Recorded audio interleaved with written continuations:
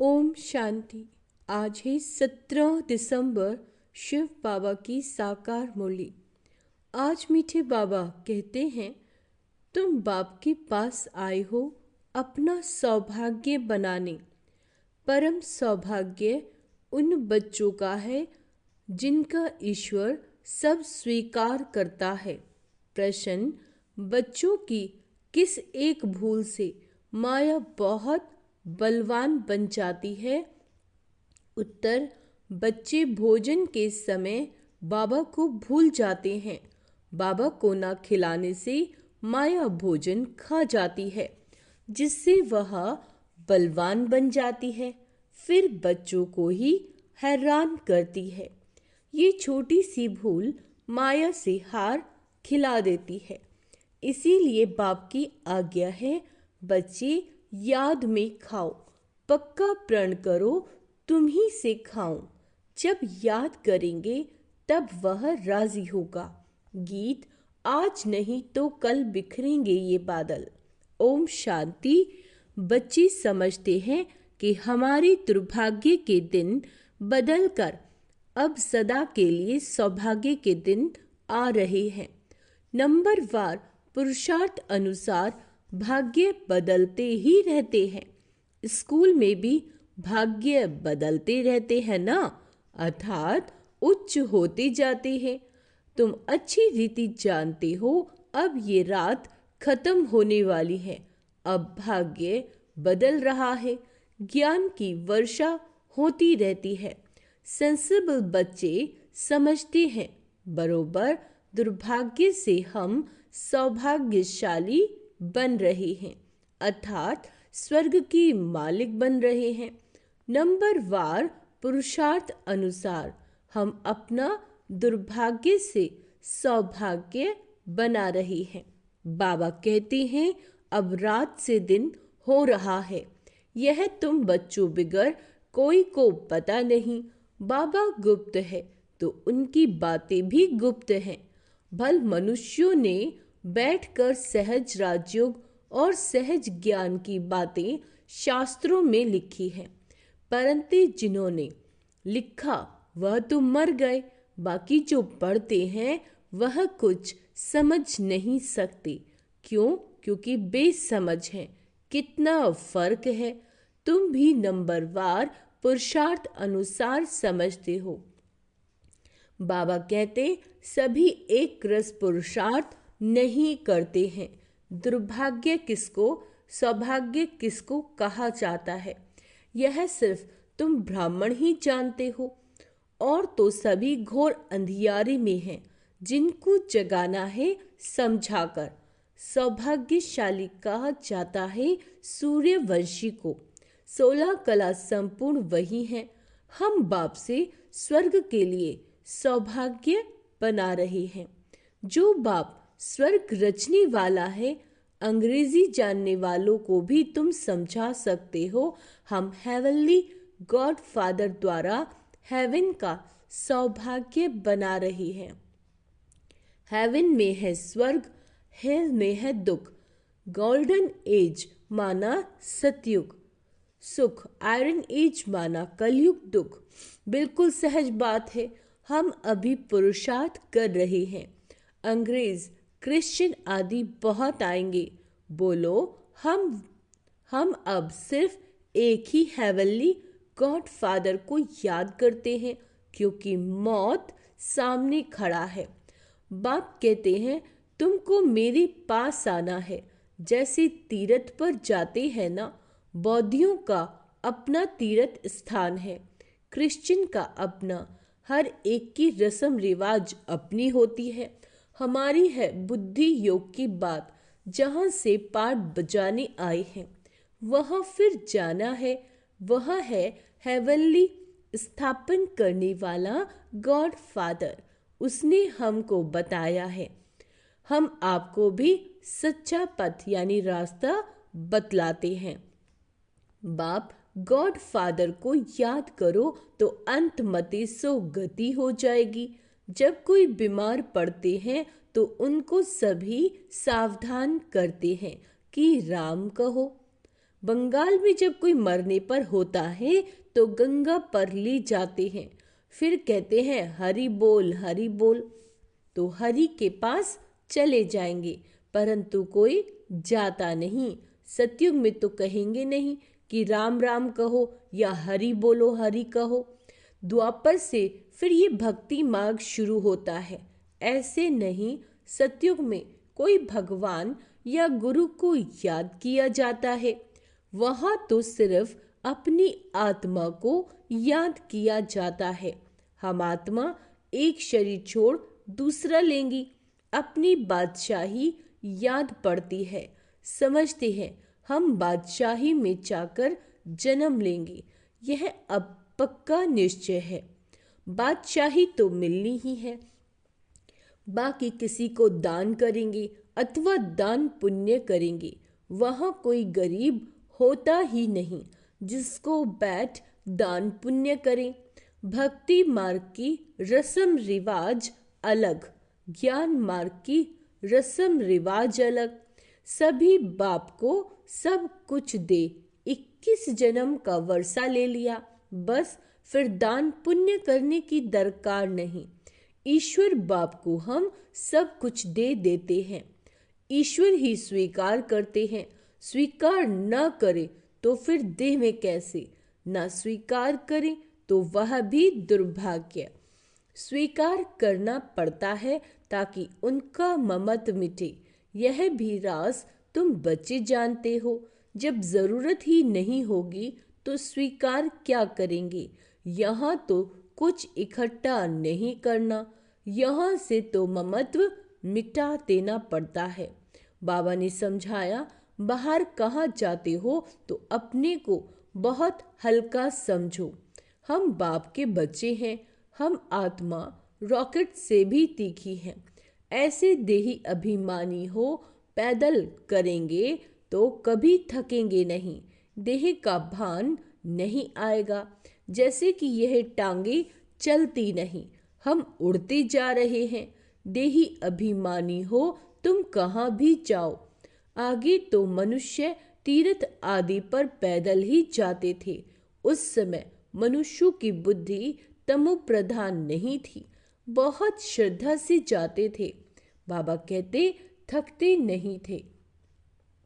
बाबा को याद करने से मदद तो मिलेगी ना, भल वह पत्थर की मूर्ति है, परंतु बाबा उस समय अल्पकाल के लिए मनोकामना पूरी कर देते हैं।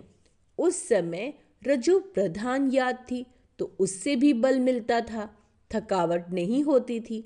अभी तो बड़े आदमी झट थक जाते हैं, गरीब लोग बहुत तीरथ पर जाते हैं, साहूकार लोग बड़े भबके से घोड़े आदि पर जाएंगे, वह गरीब तो पैदल चले जाएंगे।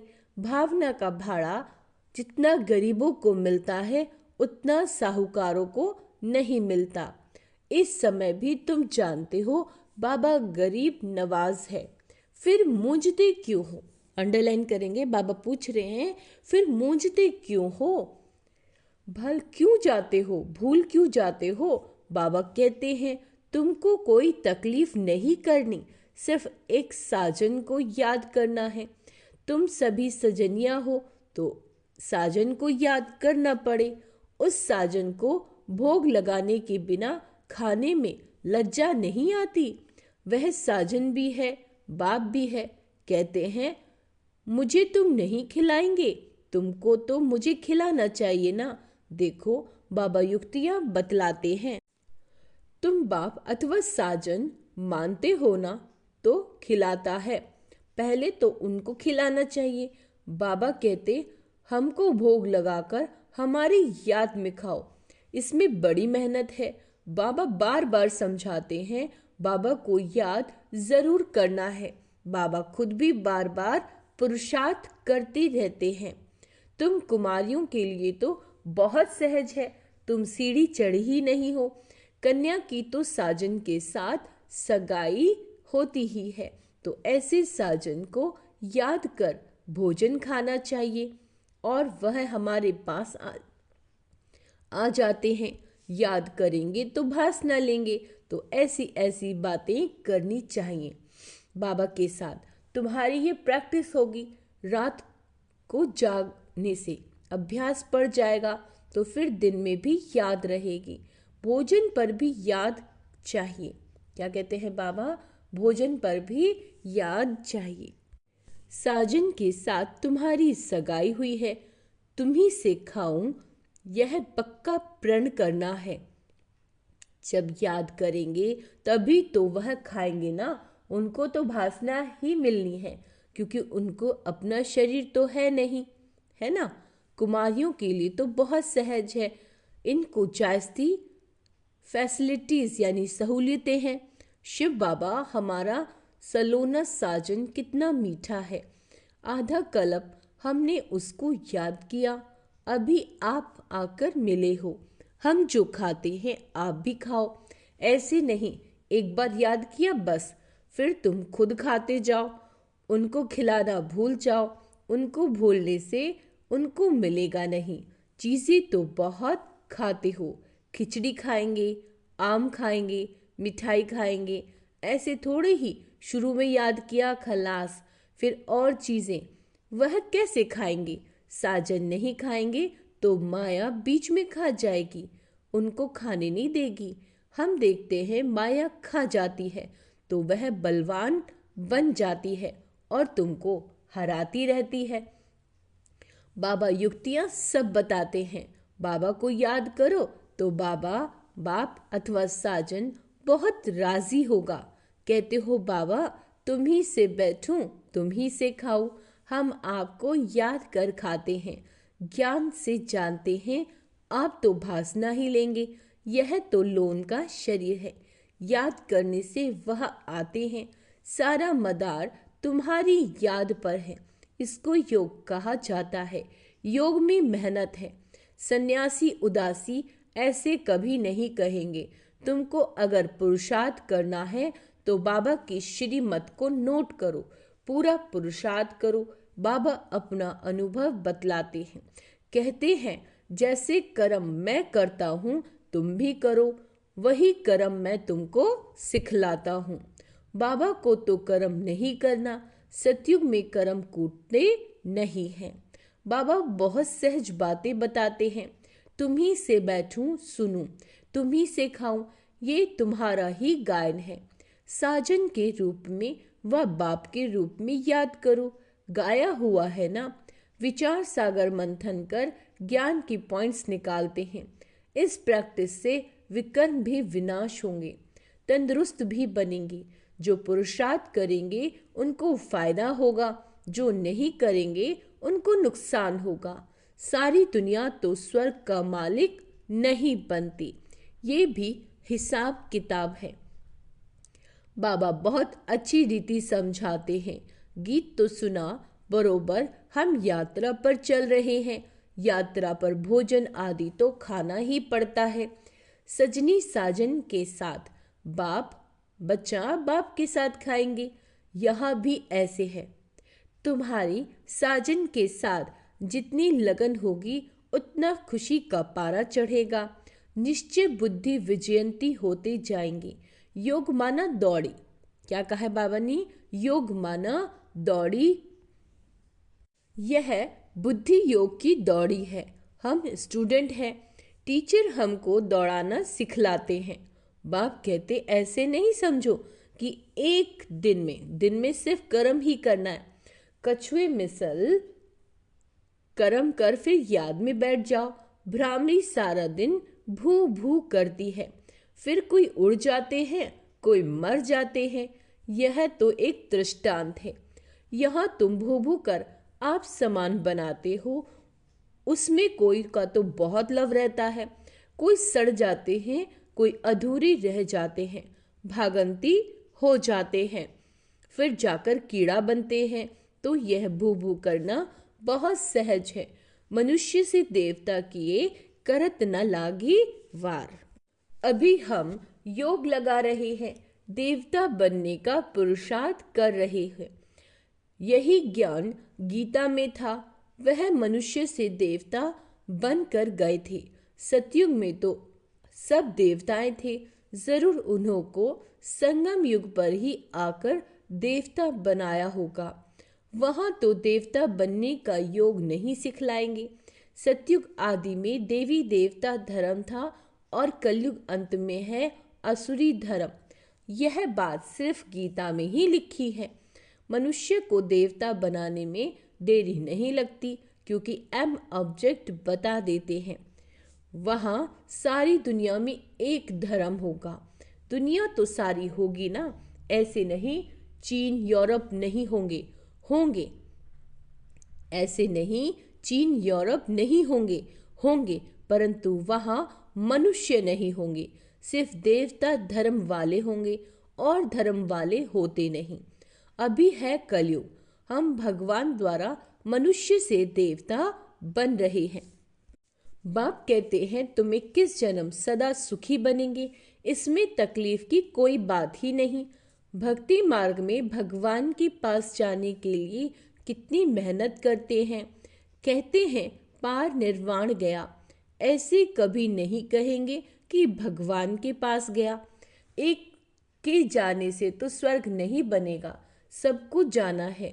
गीता में लिखा हुआ है, भगवान कालों का काल है, मच्छरों सदृश्य सभी को वापस ले जाते हैं। बुद्धि भी कहती है चक्र रिपीट होना है, तो पहले पहले जरूर सतयुगी देवी देवता धर्म रिपीट होगा, फिर बाद में और धर्म रिपीट होंगे। बाबा कितना सहज बतलाते हैं, मन मना भव। बस 5000 वर्ष पहले भी गीता के भगवान ने कहा था, लाडले बच्चे अगर श्री कृष्ण कहेंगे तो दूसरे धर्म वाले कोई सुन न सके। भगवान कहेंगे तो सभी को लगेगा गॉड फादर हेवन स्थापन कर रहे हैं, जिसमें फिर हम जाकर चक्रवर्ती राजा बनेंगे। इसमें कोई खर्चा आदि की बात नहीं, सिर्फ सृष्टि के आदि मध्य अंत को जानना है। तुम बच्चों को विचार सागर मंथन करना है।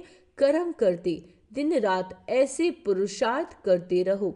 विचार सागर मंथन नहीं करेंगे या बाप को याद नहीं करोगे, सिर्फ कर्म करते रहोगे तो रात को भी वही ख्यालात चलते रहेंगे। मकान बनाने वाले को मकान का ही ख्याल चलेगा। बल विचार सागर मंथन करने से रिस्पॉन्सिबिलिटी इन पर है, परंतु कहते हैं कलश लक्ष्मी को दिया तो तुम लक्ष्मी बनती हो ना। अच्छा, मीठे मीठे सिक्के लदे बच्चों प्रति माता पिता बाप दादा का याद प्यार और गुड मॉर्निंग। रूहानी बाप की रूहानी बच्चों को नमस्ते। हम रूहानी बच्चों की रूहानी माता पिता बाप दादा को याद प्यार गुड मॉर्निंग नमस्ते मीठे बाबा, शुक्रिया बाबा शुक्रिया। धारणा के लिए मुख्य सार, श्रीमत को नोट कर पुरुषार्थ करना है। आज क्या श्रीमत दी है? खाना खाते समय बाबा को याद करना है। बाप ने जो कर्म करके सिखाया है वही करने हैं। विचार सागर मंथन कर ज्ञान की पॉइंट्स निकालनी है। आज विचार सागर मंथन भी करना है। अपने आप से प्रण करना है कि हम बाप की याद में ही भोजन खाएंगे। तुम ही से बैठूं, तुम ही से खाऊं, ये वायदा पक्का निभाना है। वरदान है कर्म और संबंध दोनों में, कर्म और संबंध दोनों में स्वार्थ भाव से मुक्त रहने वाले बाप समान कर्मतीत भव। आप बच्चों की सेवा है सबको मुक्त बनाने की, तो औरों को मुक्त बनाते स्वयं को बंधन में बांध नहीं देना। जब हद के मेरे मेरे से मुक्त होंगे तब अव्यक्त स्थिति का अनुभव कर सकेंगे। क्या कहा है बाबा ने? जब हद के मेरे मेरे से मुक्त होंगे तब अव्यक्त स्थिति का अनुभव कर सकेंगे। जो बच्चे लौकिक और अलौकिक कर्म दोनों संबंध दोनों में स्वार्थ भाव से मुक्त हैं, चाहे लौकिक हो चाहे अलौकिक हो, कर्म और संबंध में स्वार्थ भाव से मुक्त होना है। वही बाप समान कर्मतीत स्थिति का अनुभव कर सकते हैं। तो चेक करो कहाँ तक कर्म के बंधन से न्यारे बने हैं। व्यर्थ स्वभाव संस्कार के वश होने से मुक्त। स्लोगन: जो सरल चित्त और सहज स्वभाव वाले हैं। जो सरल चित्त और सहज स्वभाव वाले हैं वही सहज योगी भोलानाथ के प्रिय हैं। अच्छा, ओम शांति। तो आज का स्वमान अभ्यास करेंगे। मैं सहज योगी आत्मा हूँ। मैं कर्म और संबंध दोनों में स्वार्थ भाव से मुक्त आत्मा हूँ। मैं आज्ञाकारी आत्मा हूँ। अच्छा, ओम शांति।